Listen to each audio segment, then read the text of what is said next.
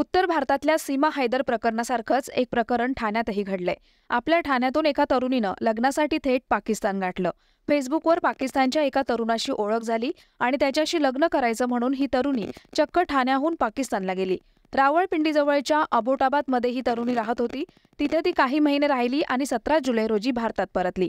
ठाणे पोलिसांना हे कळताच त्यांनी या तरुणीला बोलावून घेतलं। तिची चौकशी सध्या सुरू आहे। ती पाकिस्तानला कशी गेली, कुठल्या मार्गाने गेली, तिथून परत कशी आली, या सर्व प्रश्नांची उत्तरं पोलीस मिळवण्याचा प्रयत्न करतायत।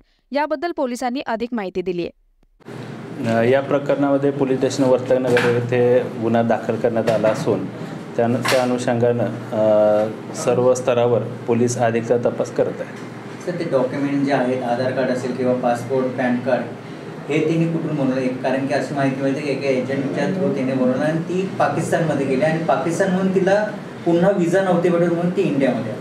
त्या अनुषंगानं सविस्तर तपास वर्तकनगर पोलीस करत आहेत। सर, एवढी मोठी जर घटना होत असेल तर मग ती काय त्यांनी डॉक्युमेंट्स किंवा काय त्यांच्यावर काय कारवाई केली? त्या अनुषंगाने तपास सुरू आहे। अधिकची माहिती आम्ही तपास पूर्ण झाल्यावर देऊ। चौकशीच्या माध्यमातून आतापर्यंत काय समजलं? ती सविस्तर माहिती आम्ही तुम्हाला नंतर देऊ।